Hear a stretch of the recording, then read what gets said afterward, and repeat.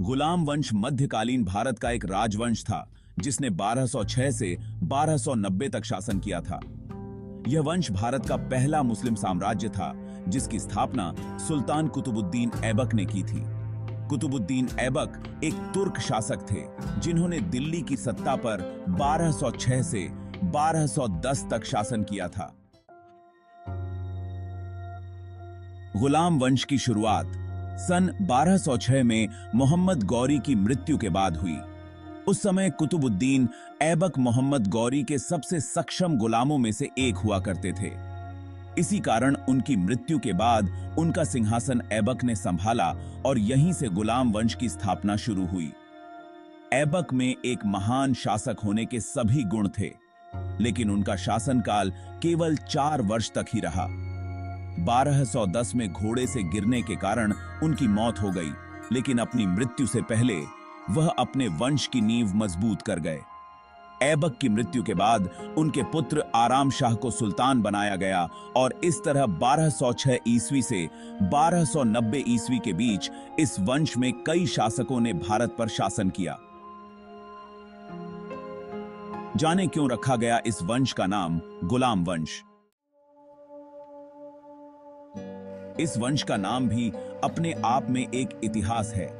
इस वंश को गुलाम वंश इसलिए कहा जाता है क्योंकि इस वंश के ज्यादातर शासक गुलाम अर्थात दास हुआ करते थे।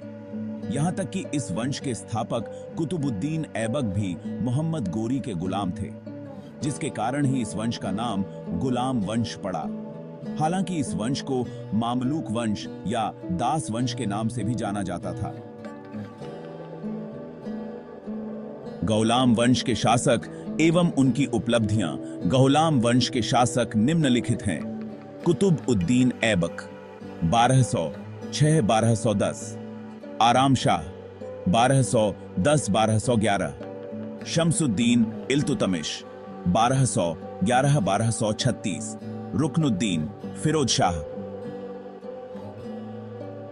1236, रजिया सुल्तान 1236-1240, मुइजुद्दीन बहराम शाह 1240-1242, अलाउद्दीन मसूद शाह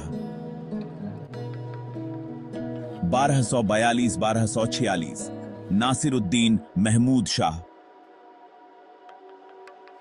1246-1265, गयासुद्दीन बलबन 1265-1287, अजुद्दीन कैकुबाद 1287-1290, कयूमर्स 1290।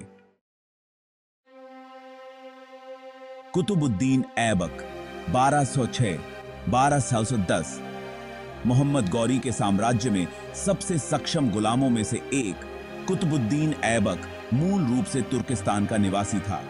मोहम्मद गौरी की मृत्यु के बाद ऐबक के पास उत्तर भारत के क्षेत्रों का नियंत्रण आ गया और वह दिल्ली सल्तनत का प्रथम शासक भी बन गया।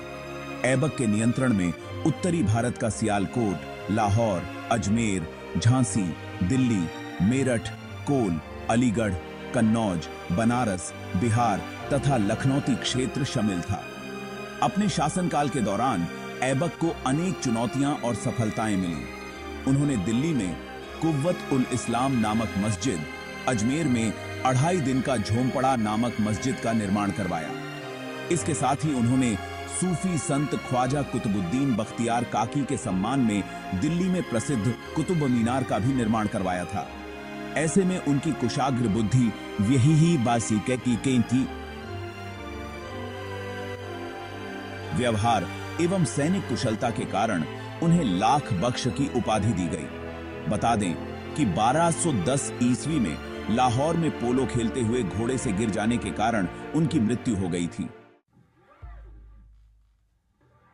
शम्सुद्दीन इल्तुतमिश 1211-1236 ई ऐबक की मृत्यु के बाद आराम शाह ने दिल्ली सल्तनत पर राज किया, परंतु उसका कार्यकाल सिर्फ 8 महीने तक ही था। शम्सुद्दीन इल्तुतमिश ने आराम शाह की हत्या करवाकर सन 1211 में दिल्ली पर शासन किया।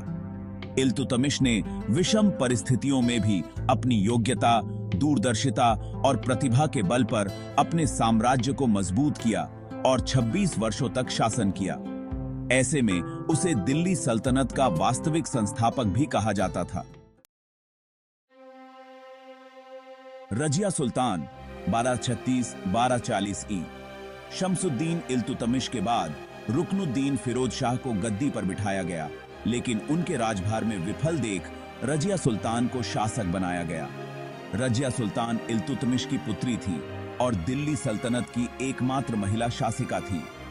अपनी बहादुरी के लिए प्रसिद्ध रजिया बेगम का शासनकाल 4 वर्ष तक रहा। अपने शासनकाल के दौरान उन्होंने पर्दा प्रथा त्याग कर पुरुषों की तरह काबा तथा टोपी पहनने का रिवाज शुरू कर दिया था। महिला होने के बाद भी उनका नजरिया सुल्तानों जैसा था, जो उनको बाकी सबसे अलग बनाता था। 13 अक्टूबर 1240 ईस्वी में डाकुओं के एक समूह ने मिलकर रजिया सुल्तान की हत्या कर दी थी। अन्य शासक।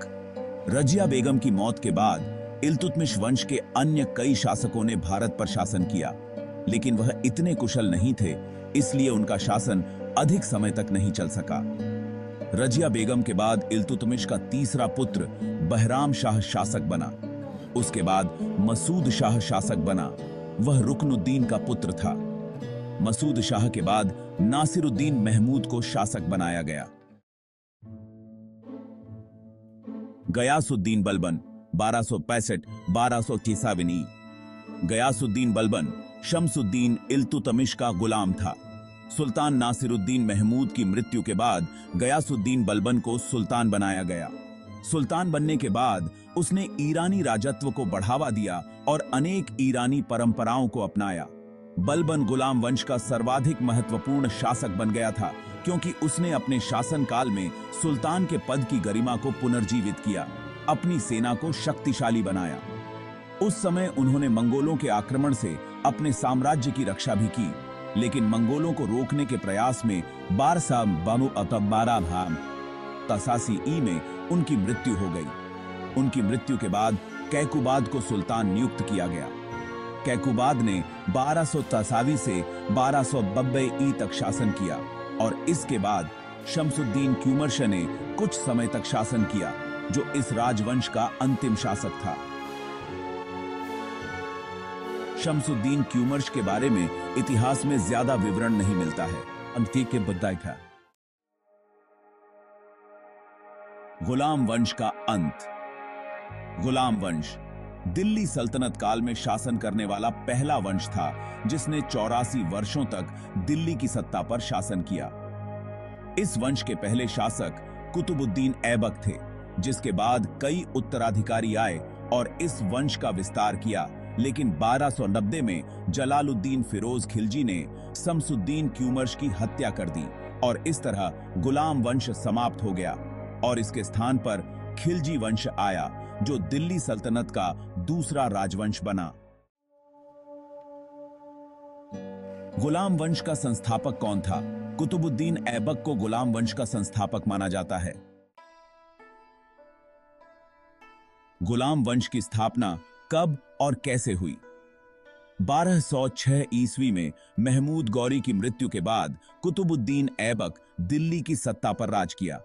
इसी के साथ भारत में गुलाम वंश की स्थापना हुई। भारत में कुल कितने वंश थे? प्राचीन काल में भारत पर कई वंशों ने राज किया, जिनमें से प्रमुख वंश थे हर्यक वंश, नंद राजवंश, मौर्य राजवंश, पांड्य राजवंश, गुप्त वंश, कुषाण वंश, चोल राजवंश, पल्लव राजवंश, चालुक्य राजवंश आदि।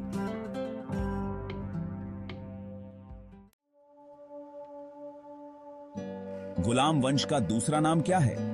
गुलाम वंश को मामलुक वंश अथवा दास वंश के नाम से भी जाना जाता है। गुलाम वंश का अंतिम शासक कौन था? मुइज़ उद्दीन मोहम्मद कैकाबाद गुलाम वंश का अंतिम शासक था। भारत में गुलाम वंश कौन है? गुलाम वंश की स्थापना का श्रेय कुतुबुद्दीन ऐबक को जाता है।